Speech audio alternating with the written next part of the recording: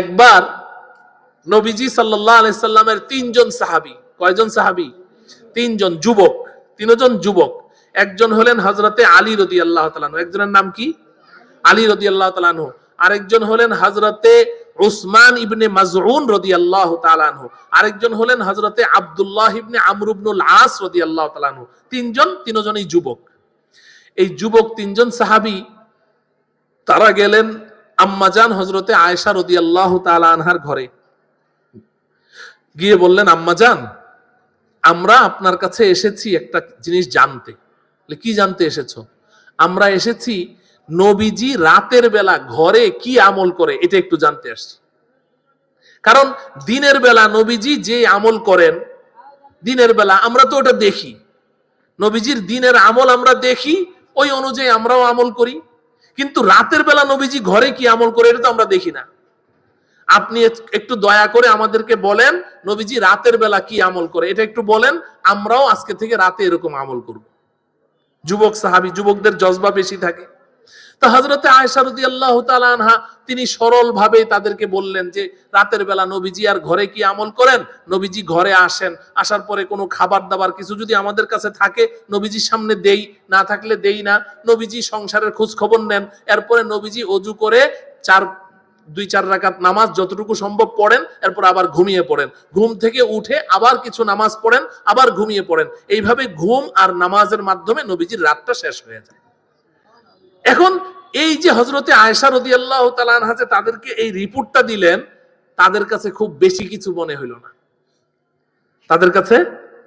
কারণ যুবক তো, তারা একটা জোশ নিয়ে এসেছে, না জানি নবীজি কি করে, না জানি রাতে নবীজি কি করে। কিন্তু ওরা দেখলো যে আমরা যা করি নবীজি তাই করেন, আমরাও তো তাহাজ্জুদ পড়ি, ঘুমাই, নবীজিও তাহাজ্জুদ পড়েন, ঘুমান, তাহলে তো একরকমই হয়ে গেল, নতুন কিছু পাইল না।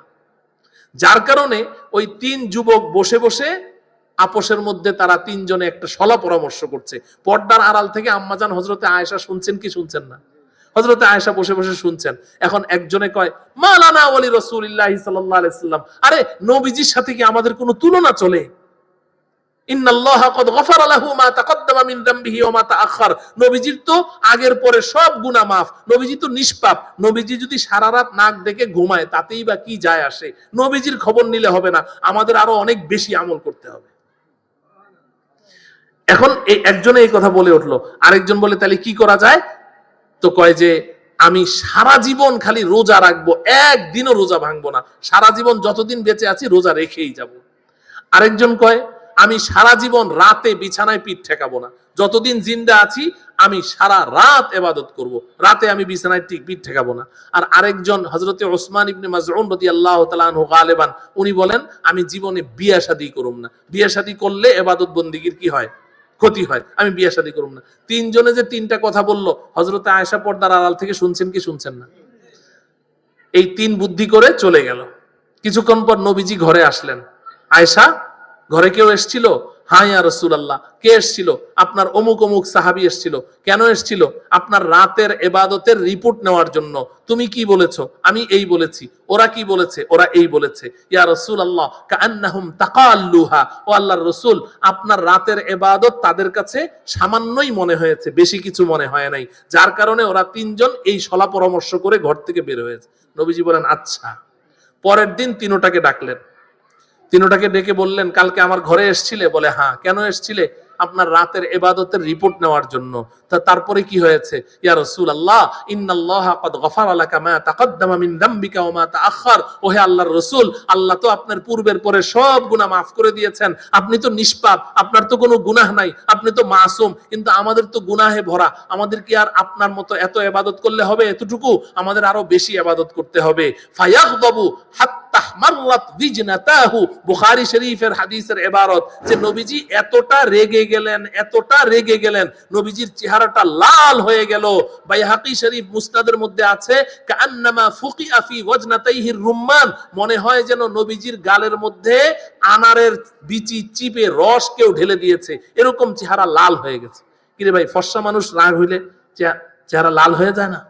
নবীজি এতটা রেগে গেলেন তাদের কথা শুনে, রেগে গিয়ে বললেন আমার চেয়ে বেশি ইবাদত করবে তোমরা, আমার চেয়ে বেশি ইবাদত করবে? আনা আ'লামুকুম বিল্লাহি ফাআখশাকুম। এই আমার সাহাবীরা শুনো, আল্লাহ সম্পর্কে ইলম তোমাদের মধ্যে বেশি না আমার মধ্যে বেশি? আল্লাহর ইলম তোমাদের মধ্যে বেশি না আমার মধ্যে বেশি?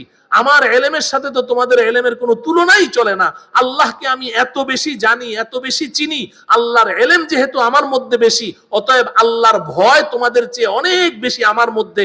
আর আমার মধ্যে যেহেতু তোমাদের চেয়ে ভয় বেশি, অতএব আমার চেয়ে বেশি ইবাদত করা কশ্চিন কালেও তোমাদের সম্ভব না। যদি তোমরা তোমাদের কোনো কুকুরকে ইলম শিক্ষা দাও, কোনো কুকুরকে ইলম শিক্ষা দেওয়ার অর্থ কি? কুকুরকে ট্রেনিং দাও। কুকুরকে আবার ইলম শিখায় কেমনে? কুকুরকে ট্রেনিং দিয়ে শিকারী বানাও। শিকারী বানানোর পরে এরপরে এই কুকুরটা যদি তোমার ট্রেনিং প্রাপ্ত হয়ে যায়, যদি কুকুরটা তোমার ট্রেনিং প্রাপ্ত হয়ে যায়, কুকুরটা কেমনে ট্রেনিং প্রাপ্ত হবে এটাও আবার আমাদের হানাফি মাযহাবের ফিকহের কিতাবের মধ্যে আছে, হেদায়ার মধ্যে আছে, যে এই কুকুরটা আপনার কথা শোনে কিনা, আপনার ডিরেকশন মানে কিনা, এটা পরীক্ষা করবেন কিভাবে? একটা প্রাণী, ধরেন একটা খরগোশ অথবা একটা হরিণ, কোনো একটা প্রাণীর পিছনে কুকুরটাকে ছেড়ে দিবেন, যা ওটাকে ধরে নিয়ে আয়। এই কুকুরটা গিয়ে ওই প্রাণীটাকে ধরবে, ধরার পরে খাবে না, ওটা ধরে এনে আপনার হাতে জমা দিবে। একবার দিল, ট্রেনিং শেষ হয় নাই, আবার দিবেন, আবার ছাড়বেন। দ্বিতীয়বারও যদি আবার কোনো একটা প্রাণী ধরে, সে নিজে খায় না, ধরে এনে আপনার হাতে জমা দেয়, তাও হয় নাই, তৃতীয়বার আবার ছাড়বেন। ছাড়ার পরে এবারও যদি দেখা যায় যে সে ওই প্রাণীটা ধরে নিজে খায় না, আপনার হাতে এনে জমা দেয়, তিনবার হওয়ার পরে এবার বোঝা গেল কুকুরটা কি হয়েছে? ট্রেনিং প্রাপ্ত হয়েছে। আল্লাহ পাক বলেন, এমন কুকুর যাকে তুমি শিক্ষা দিয়েছো, এই কুকুরটাকে কোনো একটা প্রাণীর পিছনে আল্লাহর নামে ছেড়ে দাও, বিসমিল্লাহির রহমানির রহিম বলে কোনো একটা শিকারী প্রাণীর পিছনে ছেড়ে দাও। কুকুরটা গিয়ে যদি ওই প্রাণীটাকে ধরে জখম করে মেরেও ফেলে, তোমার কাছে দেয়, ওই প্রাণীর গোশতটা তোমার জন্য আমি আল্লাহ হালাল করে দিলাম। চিন্তা করে দেখেন, কুকুর যেই প্রাণীকে মারবে সেটা হারাম, কিন্তু এই কুকুরটাকে আপনি কি করেছেন? ইলম শিক্ষা দিয়েছেন। কি করেছেন? ট্রেনিং দিয়েছেন। এখন এটা ট্রেনিং প্রাপ্ত হয়ে যাওয়ার কারণে এখন এই কুকুরের শিকারীর প্রাণীটা আল্লাহ হালাল করে দিয়েছেন। কুকুরটার দাম বেড়ে গেল কিনা বলেন? ইলমের কারণে। কিসের কারণে? ইলমের কারণে। আল্লাহ, ইলম যদি কোনো প্রাণীর মধ্যে চলে আসে, তো ওই প্রাণী আল্লাহর পয়গম্বরকেও ভয় পায় না, আল্লাহর পয়গম্বরের সাথে কথা বলতেও ভয় পায় না, ইলমের কারণে। হযরতে সুলাইমান আলাইহিস সালাম নাম শুনেছেন?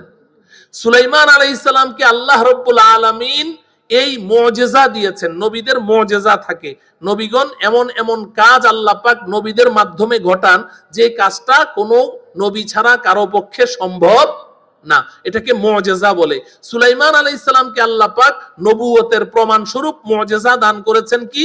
সুলাইমান আলাইহিস সালাম সমস্ত প্রাণীর কথা বুঝতেন, পিঁপড়ার কথা বুঝতেন, পাখির কথা বুঝতেন, বাঘ ভাল্লুকের কথা বুঝতেন, কুকুরের কথা, বিড়ালের কথা, সমস্ত প্রাণীর সাথে সুলাইমান আলাইহিস সালাম কথা বলতেন।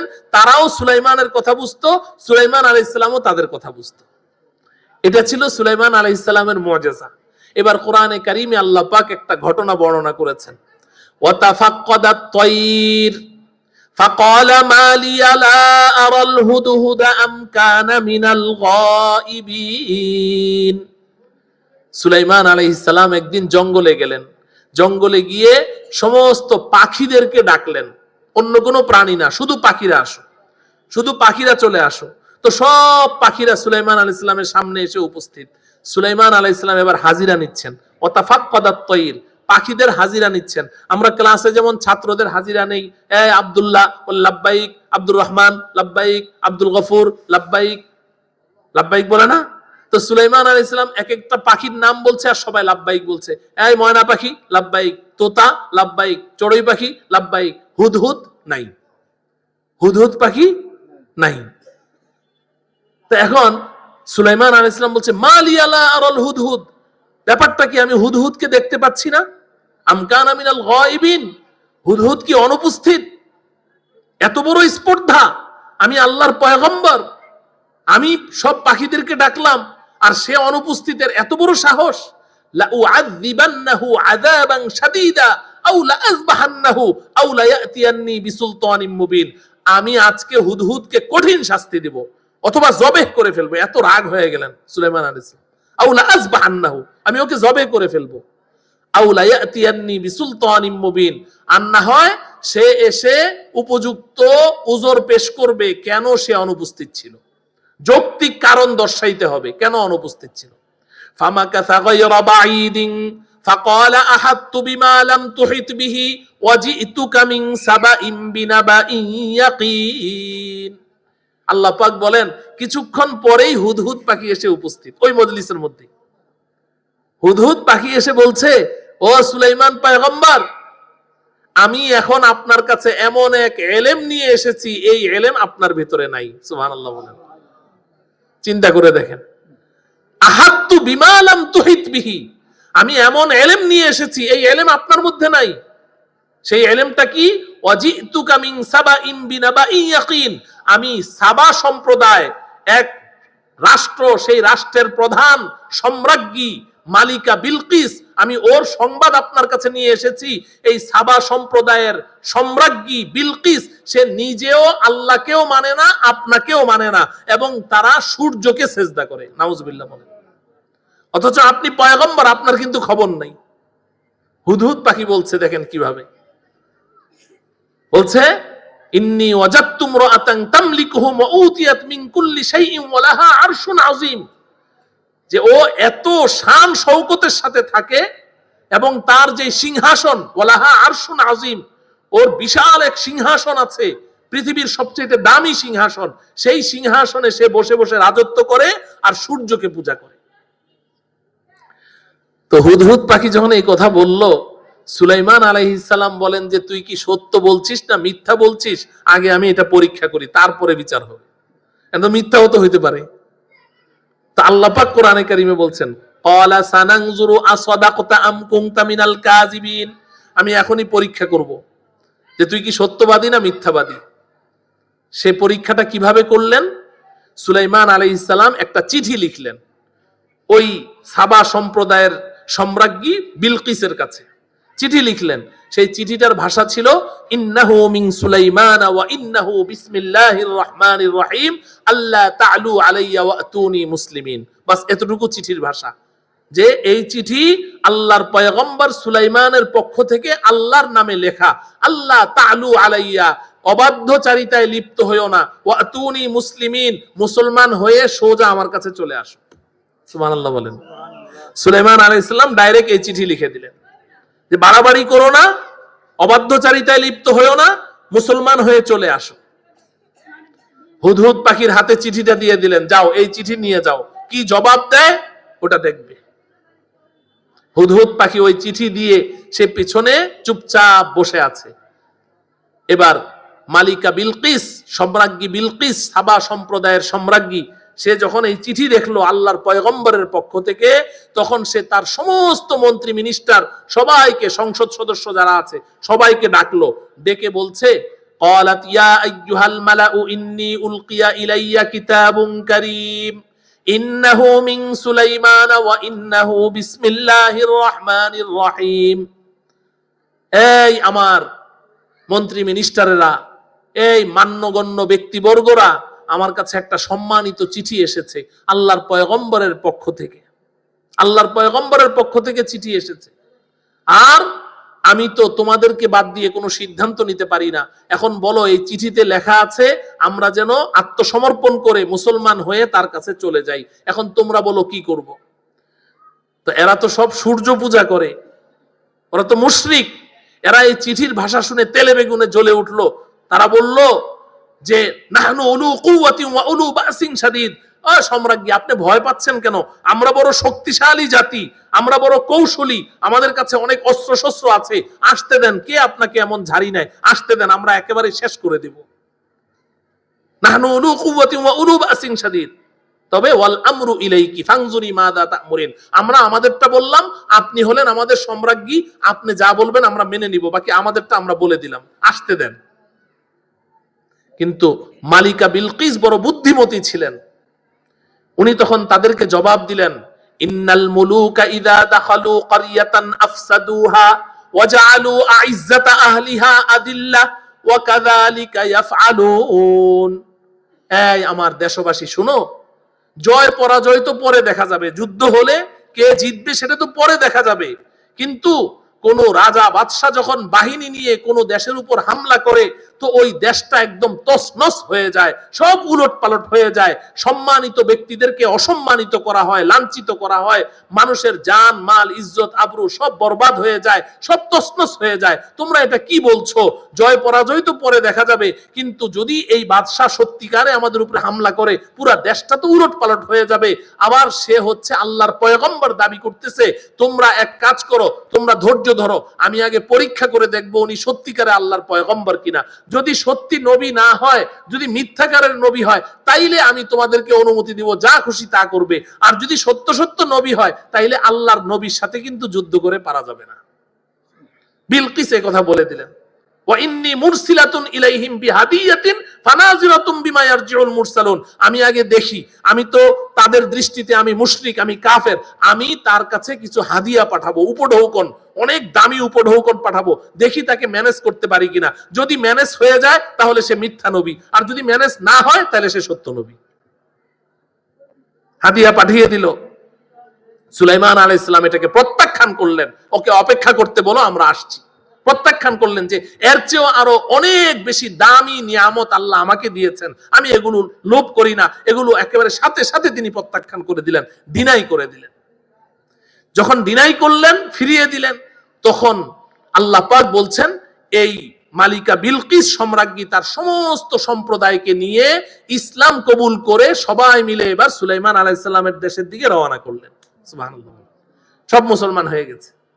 মুসলমান হয়ে এখন তার দেশবাসীকে নিয়ে যখন সুলাইমান আলাইহিস সালামের দিকে রওনা করলেন, হুদহুদ পাখি তো পিছনে বসে বসে সব দেখছে, তাই না? এবার হুদহুদ পাখি আগেই উড়াল দিল যে বিলকিস সুলাইমান আলাইহিস সালামের কাছে পৌঁছার আগে সে গিয়ে আগে কি করবে, সংবাদটা আগাম সংবাদ দিবে, কারণ ও তো অপরাধী, ওর অপরাধ তো এখনো মাথার উপর থেকে যায় নাই। তো হুদহুদ আগে গিয়ে সুলাইমান আলাইহিস সালামকে সংবাদ দিল যে বিলকিস কিন্তু চলে আসছে, 1000 মাইল দূর থেকে, মনে রাখবেন 1000 মাইল দূর থেকে। সাবা সম্প্রদায় সুলাইমান আলাইহিস সালামের দেশ থেকে 1000 মাইল দূরে, ওখান থেকে রওনা করে চলে আসছে। তো হুদহুদ পাখি যখন সুলাইমান আলাইহিস সালামকে সেই সংবাদ দিল বিলকিস কিন্তু কাছাকাছি চলে এসেছে, এই সময়ে হযরতে সুলাইমান আলাইহিস সালাম চাইলেন যে বিলকিস আসলে তিনি যেন তাকে একটা মুজিজা দেখাইতে পারেন। সেই মুজিজাটা কি, এটা আমি আপনাদেরকে শোনানোর জন্য এত লম্বা ঘটনা শোনাইলাম।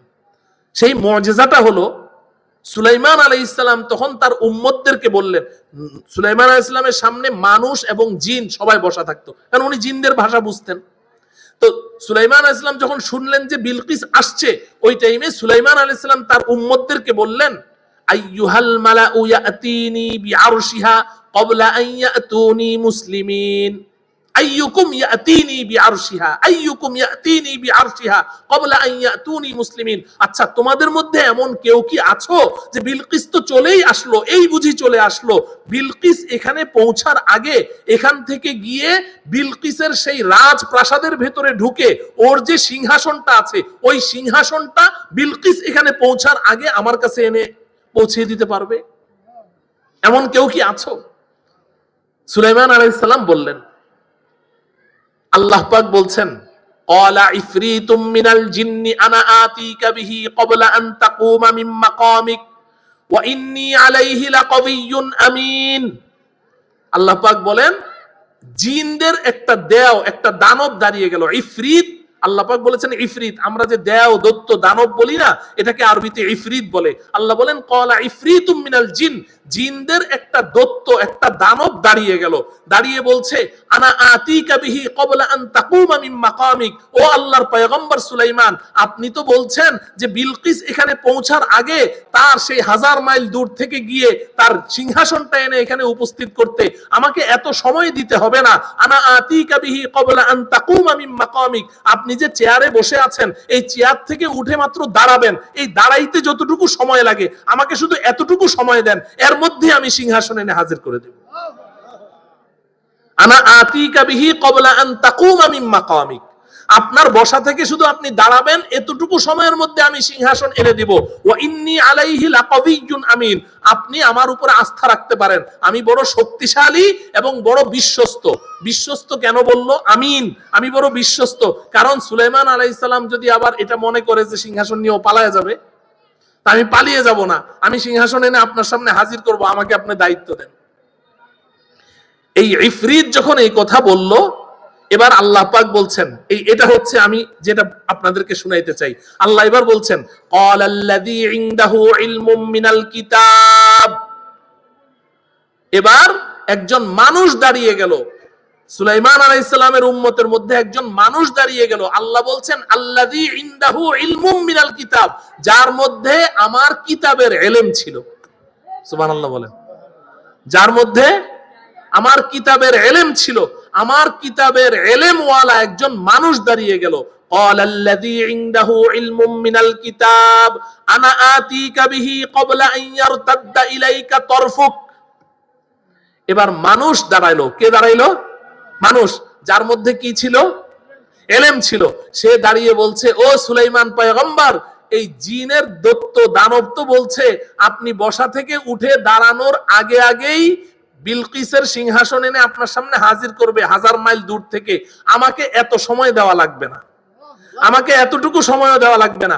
আনা আতীকা বিহি ক্বাবলা আন ইয়ারতাদ্দা ইলাইকা তারফুক, আপনি আপনার চোখের পলক মারেন, এই চোখের পলক মারতে যতটুকু সময় লাগে আমাকে শুধু এতটুকু সময় দেন, আমি এর মধ্যেই ওই মালিকা বিলকিসের সিংহাসন এনে আপনার সামনে হাজির করে দেব। মুহতারাম হাজিরিন, কোরআনের আয়াত আমি আপনাদের সামনে পড়লাম, কোরআনের কথা বললাম, আল্লাহর কথা। এটা কোনো রূপ কথা না, কোনো কল্প কাহিনী না, আরব্য রজনী না। আল্লাহ পাক এই ঘটনা কোরআনে বর্ণনা করেছেন। তাহলে দেখেন, একজন মানুষ যার মধ্যে কিতাবের ইলম আছে, আল্লাহ পাক বলছেন এই ইলমের কারণে তার শক্তি এত বেশি, শক্তি এত বেশি যে সে বলছে যে আপনি চোখের পলক মারতে আমি সিংহাসনে এনে হাজির করে দেব। ইলমের এত দাম, ইলমের এত দাম। এই ইলম আল্লাহ রাব্বুল আলামিন সবাইকে দান করেন না, সবাইকে এই ইলম দান করেন না। কাদেরকে দান করেন? নবীজি সাল্লাল্লাহু আলাইহি ওয়াসাল্লাম ইরশাদ করেন, ক্বালা রাসূলুল্লাহ সাল্লাল্লাহু আলাইহি ওয়াসাল্লাম, মান ইউরিদিল্লাহু বিহি খায়রান ইউফাক্কিহু ফিদ্দীন, আও কামা ক্বালা রাসূলুল্লাহ সাল্লাল্লাহু আলাইহি ওয়াসাল্লাম। নবীজি বলেন যে আল্লাহ রাব্বুল আলামিন তার বান্দাদের মধ্য থেকে, বান্দীদের মধ্য থেকে যার সমুদয় কল্যাণ কামনা করেন, আল্লাহ পাক শুধু তাকেই এই আসমানি ইলম দান করেন।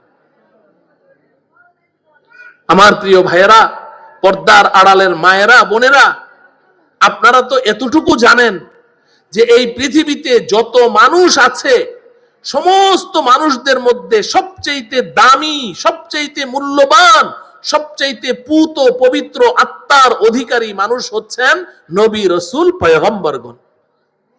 নবী রাসূল পয়গম্বরগণ, তাদের চেয়ে পবিত্র, তাদের চেয়ে শ্রেষ্ঠ এই পৃথিবীতে আর কোনো মানুষ নেই। তাদের সম্পর্কে কোরআনে কারীমে আল্লাহ পাক বলেছেন, আল্লাহু ইয়াসতাফি মিনাল মালাইকাতি রুসুলান ওয়া মিনান নাস।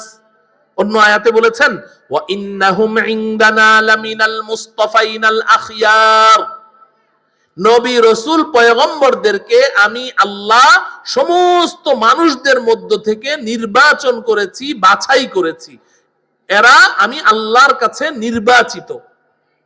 পৃথিবীতে আল্লাহ যত মানুষ সৃষ্টি করেছেন, এই সমস্ত মানুষগুলোর রূহ এবং আত্মাগুলোকে আগে সৃষ্টি করেছেন। আমাদের রূহ এবং আত্মাগুলোকে আগে সৃষ্টি করেছেন। সৃষ্টি করে এই মানুষের রূহ এবং আত্মাগুলোর মধ্য থেকে আল্লাহ পাক বাছাই করেছেন পবিত্র আত্মার অধিকারী। এই সমস্ত পবিত্র রূহগুলোকে বাছাই করে আলাদা করেছেন। এই আলাদা করা, বাছাই করা এই রূহগুলো, এদেরকে আল্লাহ রাব্বুল আলামিন পরবর্তীতে নবুয়ত এবং রিসালাত দান করেছেন। এরপর আমি যে কথা আপনাদেরকে শুনাইতে চাই, এরপরে বাকি যে মানুষগুলো আছে, এই মানুষগুলোর মধ্য থেকে আল্লাহ পাক আরেকটা বাছুনি দিয়েছেন। কিরে ভাই, আপনাদের এখানে যারা এই যে কাঁচা মাল বিক্রি করে সকালবেলা, আলু, পেঁয়াজ, রসুন, বা অন্যান্য যে সমস্ত তরি তরকারি বিক্রি করে, এরা প্রথমে ওই কাউরান বাজার থেকে কিংবা ওই মিরপুর 1 নম্বর খোলা মার্কেট থেকে পাইকারি মাল নিয়ে আসে, আনার পরে এগুলাকে বাছুনি দেয় না? হ্যাঁ, আলু পেঁয়াজ সবকিছু একটা বাছুনি দেয়, তো বাছুনি দিয়ে বড় বড় সাইজ যেগুলো ভালো ভালো এগুলোকে একটা ভাগা দেয়, আর মিডিয়াম সাইজ গুলোকে একটা ভাগা দেয়, আর যেগুলা একদম নিম্ন স্তরের এগুলাকে আরেকটা ভাগা দেয়, এরকম দেয় না? তো আল্লাহ রাব্বুল আলামিন মানুষদের মধ্য থেকে সবচেয়ে পবিত্র মানুষগুলোকে আল্লাহ পাক বাছাই করেছেন, বাছাই করে তাদেরকে নবুয়ত দান করেছেন।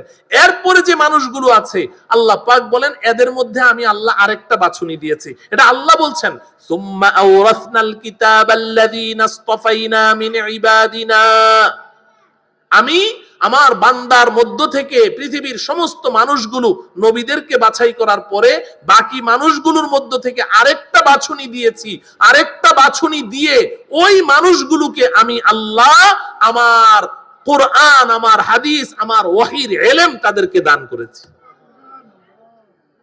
ইলম এত দামি জিনিস, এত দামি জিনিস। কারণ ইলম মানে কি? জ্ঞান। ইলম মানে কি? জ্ঞান, জানা। এই ইলমের দাম এত বেশি কেন? আমি এই কেনর জবাব দিয়ে কথা শেষ করে দেব। এই ইলমের দাম এত বেশি কেন? আমার প্রিয় ভাই, ইলমের দাম এই কারণে বেশি। আমি একটা উদাহরণ দেই। ধরেন এই যে এই মাঠ, এই মাঠের মধ্যে আমরা এখন বসে আছি।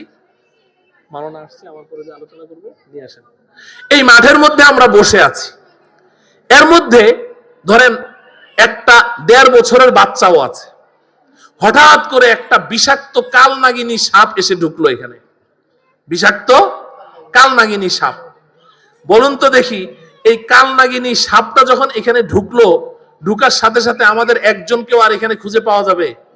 কথা বলে না, পাওয়া যাবে না। সব দে ছুট, সব পালাবে, সব পালাবে। কিন্তু ওই যে 1.5 বছর 2 বছরের একটা বাচ্চা এখানে আছে, ও কিন্তু পালাবে না, ও পালাবেও না, ও কান্নাও করবে না, ও কিন্তু চুপচাপ বসে থাকবে।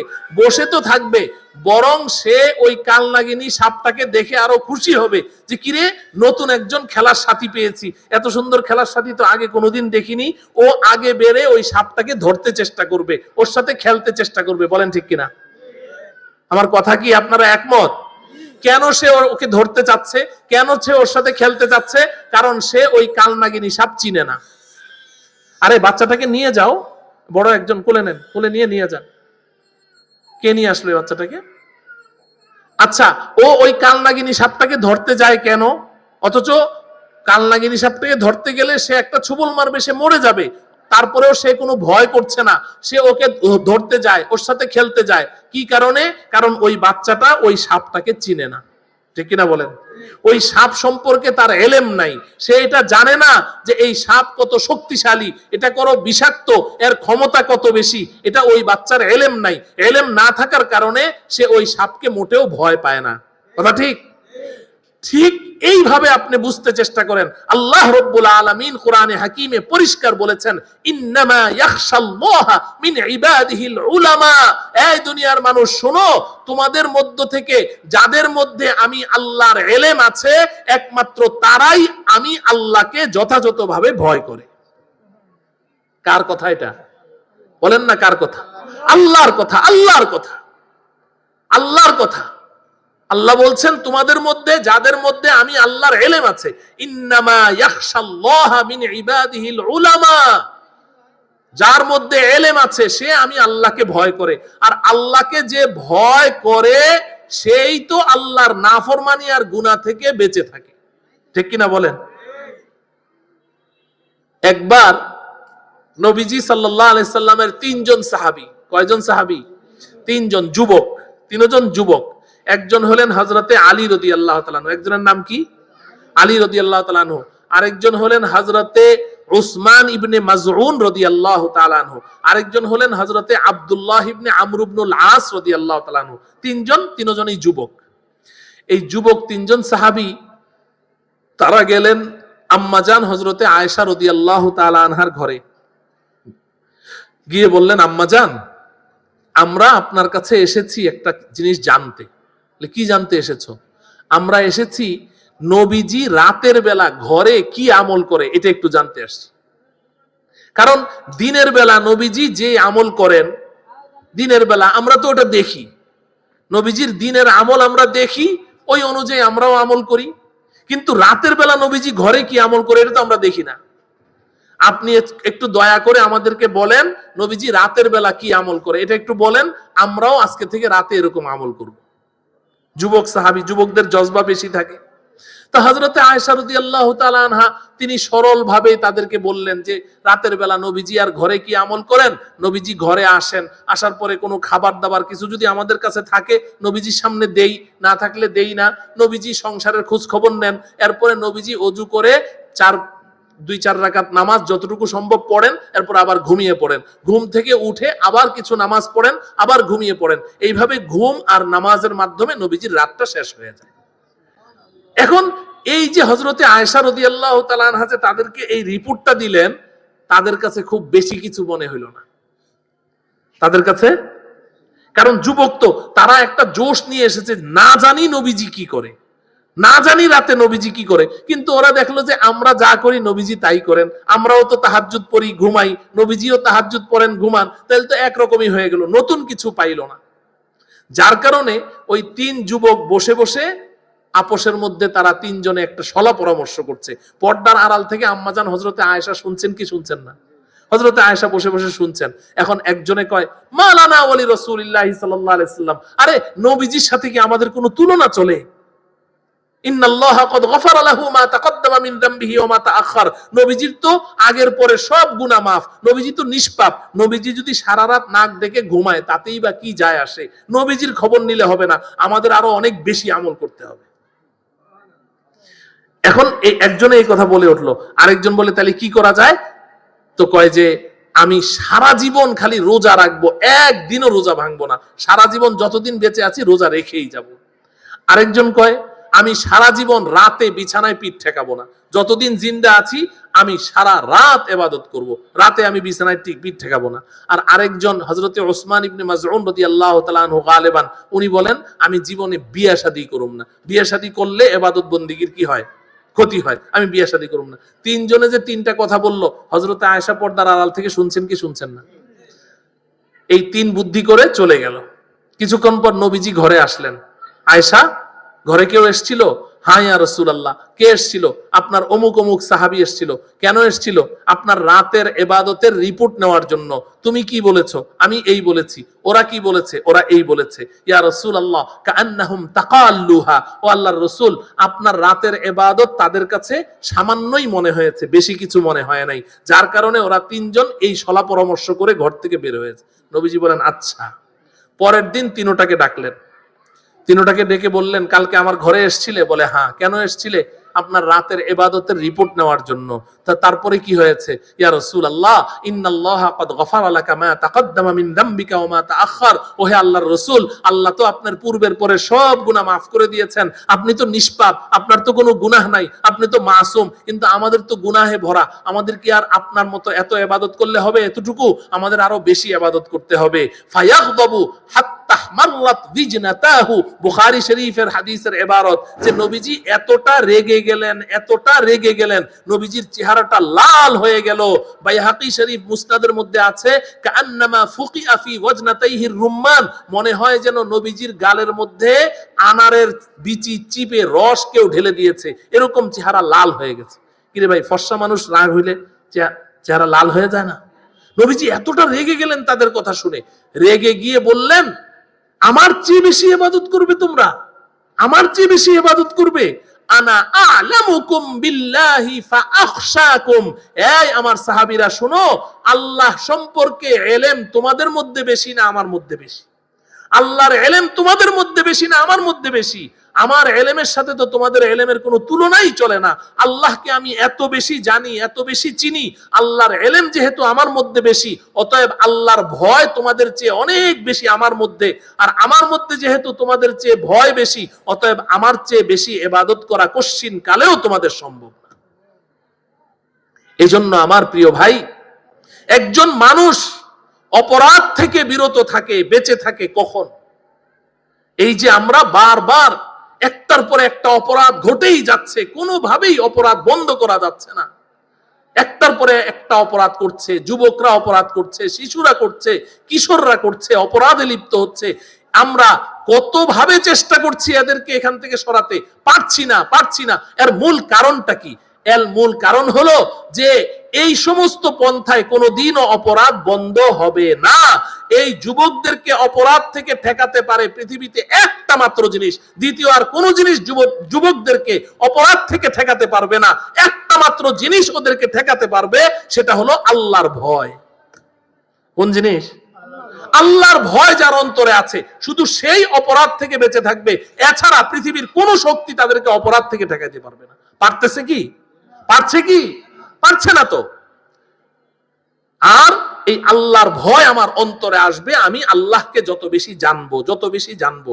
এই কারণেই ইলমের মর্যাদা এত বেশি। মুহতারাম হাজিরিন, তো আমরা যারা ইলম অর্জন করতে পেরেছি আলহামদুলিল্লাহ, যারা আমরা ইলম অর্জন করতে পারিনি, আমাদের উপায়টা কি হবে আল্লাহ রাব্বুল আলামিন সেটাও বলে দিয়েছেন। আমাদেরকে আল্লাহ বঞ্চিত করবেন না। আল্লাহ বড় মেহেরবান, বড় রহমান, বড় রহিম। আল্লাহ পাক বলেন, ইয়া আইয়ুহাল্লাযীনা আমানুত্তাকুল্লাহ ওয়া কুনু মা'আস সাদিকিন ওয়া কুনু মা'আস সাদিকিন। এই দুনিয়ার মানুষ, যারা তোমরা আমার ইলম অর্জন করেছো, তারা তো আমাকে চিনোই, আমি কত বড় শক্তিশালী, কত বড় পরাক্রমশালী, আমি কত বড় আপোষহীন। লিমানিল মুলকুল ইয়াওমা লিল্লাহিল ওয়াহিদিল কাহ্হার। হাসরের ময়দানে আমার কোনো মোকাবেলা করার কেউ থাকবে না, আমি যা বলবো তাই হবে। এই ইলম তো তোমাদের আছে। আর যারা ইলম অর্জন করতে পারোনি, আমি আল্লাহ তোমাদেরকেও মাহরুম করব না, তোমাদেরকে আমি সহজ পথ বলে দিচ্ছি। ইয়া আইয়ুহাল্লাযীনা আমানু, যারা ঈমান এনেছো কিন্তু ইলম অর্জন করতে পারোনি, ইত্তাকুল্লাহ, আল্লাহকে ভয় করো, আল্লাহর ভয় অর্জন করো। কিন্তু ইলম ছাড়া আল্লাহর ভয় কিভাবে অর্জন করবে? আল্লাহ পাক বলেন, ওয়া কুনু মা'আস সাদিকিন। যাদেরকে আমি আল্লাহ নির্বাচন করে, বাছাই করে আমার ইলম দান করেছি, আমার ভয় তাদের অন্তরে দান করেছি, এদেরকে আমি একটা ডিগ্রি দিয়েছি, তাদের নাম হলো সাদিকিন। আমার ওই সাদিকিন বান্দাদেরকে খুঁজে বের করো, ফাইন্ড আউট করো। তোমার মধ্যেই আছে, তোমার সমাজেই আছে, তোমার এলাকায় আছে, তোমার প্রতিবেশীদের মধ্যেই আছে।